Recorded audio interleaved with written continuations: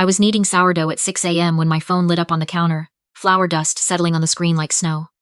An unfamiliar 819 area code. I almost ignored it. That early, it's never good news, not in my experience, but something made me wipe my hands on my apron and pick up anyway. A woman's voice, gentle but practiced. The kind you only get from people who deliver this news for a living. She asked if she was speaking with Eliza Whitfield. I said yes. She told me she was calling from the Outaways Regional Hospital, just outside Gatineau. She told me there had been a house fire. She told me my grandparents, my mère and père, hadn't made it out. I stood there in my tiny kitchen in Toronto, the sourdough collapsing slowly under my palm. And I don't remember hanging up the phone. I don't remember sitting down. I just remember staring at the cast iron pan on my stove. The one ma mère gave me when I moved out. And thinking that it was still warm from breakfast. And that somewhere 2 hours away, the house where I'd learned to cook in the first place, was a pile of ash. Before I tell you what happened after that, you need to understand the family I grew up in. Because none of what came next will make sense otherwise. I grew up in Ottawa, in a Centretown townhouse that my parents renovated twice before I turned 12. Each time gutting something that wasn't actually broken so they could post the after photos. My father worked in commercial insurance, the kind of job where he wore a different blazer for golf than for the office. My mother did something in events. Corporate galas, charity auctions, the kind of work where the actual cause mattered less than the seating chart. They were, by any outside measure, a lovely couple. Good Christmas card. Good smiles in the photo by the fireplace. I have an older brother, Holden, by 3 years. Holden was easy to love in the uncomplicated way that golden retrievers are easy to love. He played junior hockey. He was the kind of kid teachers wrote glowing notes about.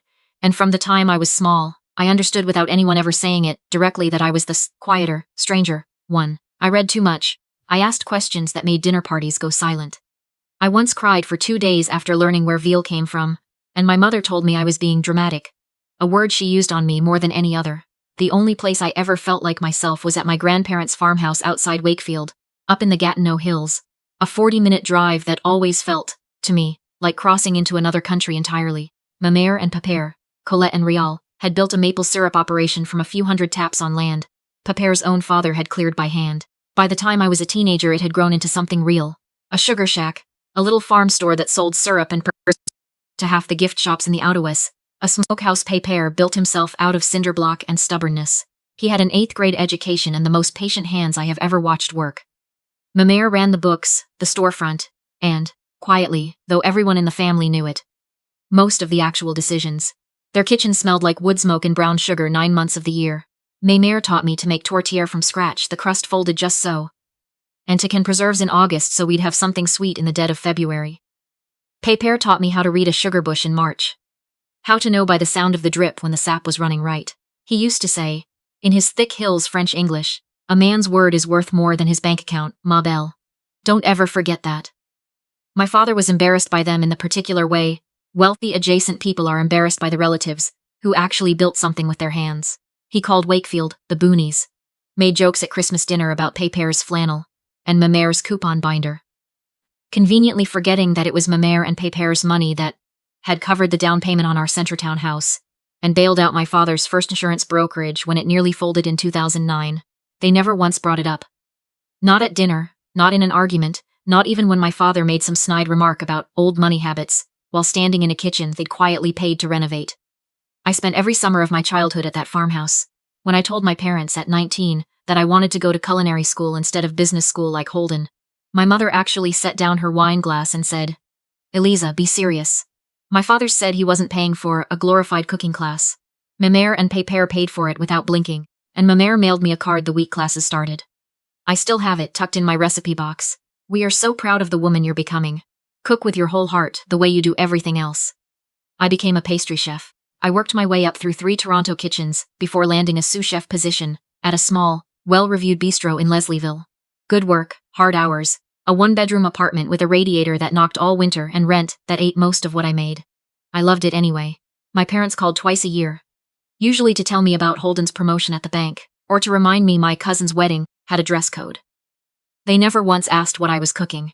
Every few months I'd drive up to Wakefield instead, and those Sundays were the only ones that ever felt like family to me. The funeral was held at the United Church in Wakefield, and it was, somehow, both deeply sad and exactly the kind of performance I'd come to expect from my parents.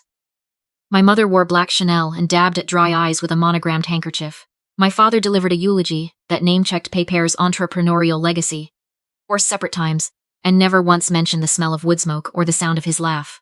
Holden stood beside them in the receiving line, accepting condolences with a solemnity he clearly hadn't earned. Since he'd visited the farmhouse maybe 6 times in the last decade, I stood at the back near the door and cried until my chest hurt, and a woman I didn't recognize, in her 60s with kind, tired eyes, pressed a tissue into my hand and said, "You're the granddaughter who cooks." I didn't ask how she knew. I just nodded. 3 weeks later, we were summoned to the office of a lawyer named Marcel Duguay, in downtown Gatineau, a tidy corner office on the 4th floor, with a view of the Ottawa River and the Parliament buildings shimmering across the water. My father sat with one ankle crossed over his knee, the posture of a man who had already mentally redecorated the farmhouse into a vacation property. My mother's nails, fresh manicure, deep plum, tapped against the leather portfolio in her lap. Holden checked his phone twice, before Monsieur Duguay even opened the file, glancing at the door like he expected someone more important to walk through it. Monsieur Duguay read through the preamble in his careful bilingual cadence. I barely heard a word. I was looking at a framed photograph on his wall.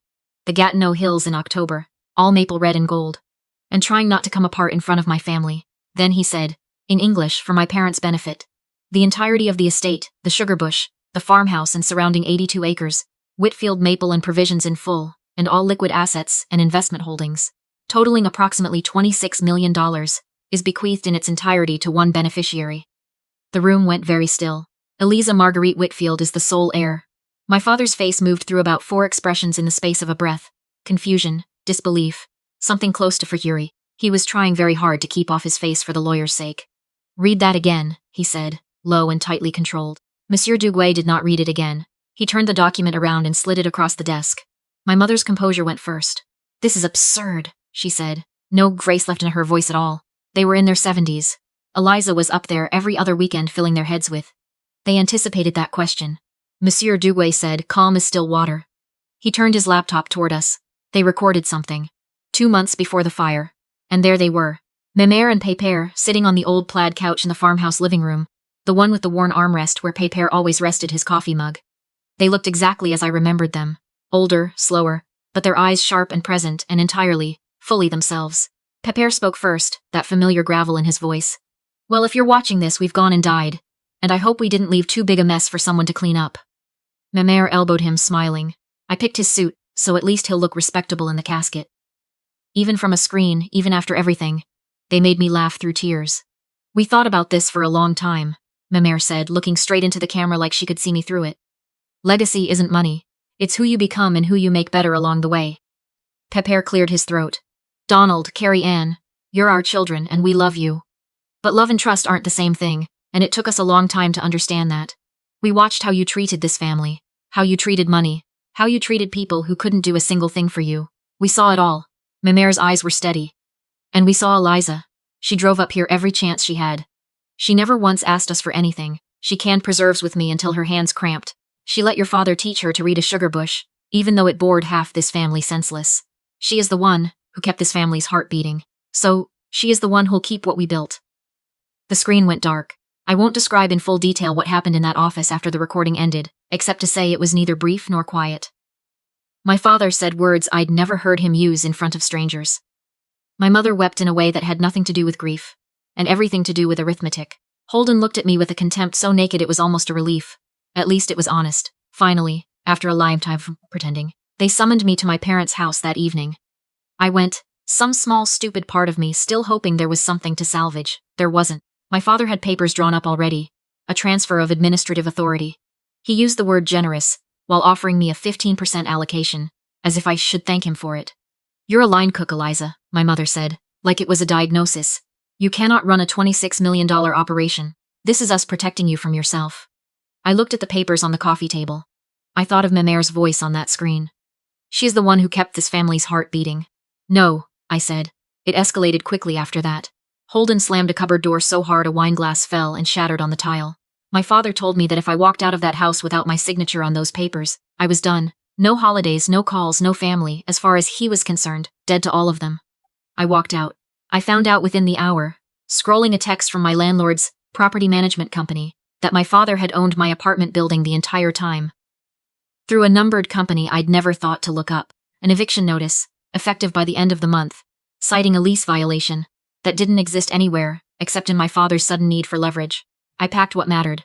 My knives, my recipe box, the letters ma mère had sent me over the years, the quilt she'd hand-stitched for me out of old flannel shirts of papers and scraps from my childhood dresses. And I drove north out of the city in the dark, the 105 unspooling ahead of me toward the hills, toward the only place that had ever actually felt like home. Monsieur Duguay was on the farmhouse porch the next morning, before I'd even had coffee, 2 cups in hand, and a bag of pastries from the bakery in Wakefield Village, like he'd known exactly where I'd end up. He told me he'd tried my cell half the night. When I didn't answer, he figured he knew where to find me. He sat across from me at ma mère's kitchen table, the same one I'd done my homework on for 15 summers, and told me what my grandparents had been quietly assembling for the better part of 2 years. A folder, then another, ma mère's own ledgers, documenting every loan my father had taken from the business account and never once repaid, close to $210,000 over a decade, co-signed by Paypair and conveniently never mentioned to my father's business partners or, as far as anyone could tell, to the CRA, records of every time he'd called them stubborn old fools, within earshot of staff who later repeated it back, word for word, to ma mère. Notes my mother had written about a fundraising gala she'd quietly pocketed donor checks from. Checks meant for the Wakefield Volunteer Fire Department, the same department that had tried, and failed, to save the farmhouse from that fire. And then Monsieur Duguay opened his laptop and showed me the security footage. 2 days after the funeral, my parents had let themselves into what was left standing of the property, the old smokehouse and the detached workshop, both spared by the fire, using a spare key Paypair had given my father decades earlier, and never bothered to take back. On the footage, my mother went straight to a false panel behind the workshop's tool wall, the one Paypair had built to hide cash for emergencies during bad sap seasons, and the small lockbox behind it. She took out ma mère's grandmother's garnet ring, a strand of pearls, and an envelope of cash, close to $11,000, kept for exactly the kind of emergency a house fire is. My father stood at the door the entire time, arms crossed, keeping watch. My grandparents had installed those cameras 3 years earlier. Specifically, Monsieur Duguay told me, because they'd started to suspect exactly this. They'd built a fortress, and then they'd handed me the keys. In the days that followed, the people my grandparents had trusted started arriving, one after another, like they'd been waiting for a signal. Florence, ma mère's best friend of nearly 40 years, who showed up with a second set of journals and a tourtières still warm from her own oven. Gerard, who'd run the sugar shack floor for Paypair for almost 2 decades and had once overheard my father, on a phone call in the parking lot, calling Paypair a tight-fisted old man who should have died years ago. Warren, ma mère's younger brother, my great-uncle, who spread financial records across the table with a quiet, controlled fury I'd never seen from him before. And Justice Adrian Beaumont, retired now, who had grown up the next farm over and arrived in a wool coat and said, simply, Rael called in every favor I owed him a long time before he died. I intend to honor that. When my parents and Holden arrived the next morning expecting to find me alone, expecting to find me small and easy to push around like always, they found the kitchen table full instead. A retired Superior Court justice, a volunteer firefighter who'd helped pull what could be saved from the wreckage, and had photographs to prove what was where, before and after. A great-uncle laying out a decade of stolen money in neat, devastating rows. My father tried his usual performance, pointed at me, called it manipulation, called the whole gathering theater. Monsieur Duguay let him finish completely before he turned the laptop around and pressed play. My mother went very still watching herself on that screen, pearls in hand. Warren set the loan ledgers down on the table, one by one, like he was dealing cards. The room went quiet in that specific way a room goes quiet when even the people in denial know the argument is over. I looked at my father. Really looked at him, maybe for the first time in 31 years, and I didn't see the man I'd spent my whole childhood trying to impress. I saw someone frightened and small, who had never once asked himself what kind of person he was becoming, because asking would have meant answering. You didn't come up here to protect me, I said. You came because you were scared I'd actually become someone you couldn't control. You spent my whole life making me feel like I wasn't enough of anything. Not enough like Holden, not enough like you wanted, but the 2 people who actually watched all of us, for 50 years, chose me. That should mean something to you, even if you never say it out loud. My father had nothing to say to that. My mother was crying, and for the first time in my life, I thought maybe it was real. They left not long after. The screen door banged shut behind them. That same crooked bang it had made my whole childhood, and the kitchen exhaled. The months after were full in a way I hadn't expected grief to ever allow. Monsieur Duguay walked me through probate with more patience than I deserved, given how often I cried in his office. Warren taught me the business from the ground up. Not the financial side, that wasn't where I was needed.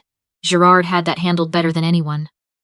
But the actual operation, the way Pépère would have wanted me to learn it. I learned what it cost a tapper's hands to work an entire march. I learned why Pépère kept a coffee pot going in the shack from before dawn until well after dark, an open door for anyone who needed it. Buried in Maymer's files, I found something else. 2 years of careful, unfinished planning for what they'd quietly started calling the Colette and Réal Whitfield Fund. Their vision was specific, unglamorous, exactly like them. Bursaries for rural outaways kids heading into trades or culinary programs, equipment grants for small-town fire departments still running on bake sales, a scholarship fund earmarked, almost too pointedly, for kids who get told their dreams aren't practical. I put $4 million into it the first year. Out of the Canadian dollar accounts, Monsieur Duguay had helped me finally understand. I kept working. I want to be clear about that. I went back to the bistro in Leslieville after 3 weeks away, because I needed my hands doing something they actually knew how to do.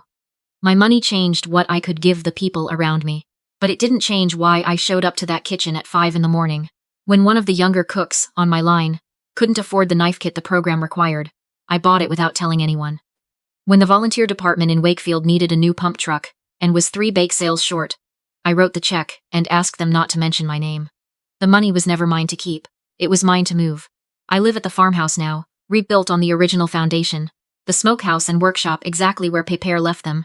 His tools still hung by size on the pegboard. I haven't moved a single one. The sugar bush still runs every March, the steam rising off the evaporator the same way it always has, and some mornings I stand there with my coffee and just listen, the way Pépère taught me to. On Sundays, my kitchen table is full now too. Florence and her husband, Gerard, who calls me boss with a grin every single time, just to watch me roll my eyes. Warren and his wife. Justice Beaumont, who still wears her wool coat even in July. A few of the cooks from the bistro who drive up when they have a day off, just for the food and the noise. It's nothing like the dinners I grew up with. Nobody is performing. Nobody is keeping score. We argue about the census chances and laugh too loud at jokes that aren't that funny and eat until none of us can move. This is what my grandparents actually left me. Not $26 million. They left me proof that a life built on keeping your word actually compounds. Year over year. The way Pépère always said good sap did if you were patient with it. Every fair deal he ever made. Every worker he paid honestly and treated with respect. Every neighbor he helped without being asked. It came back.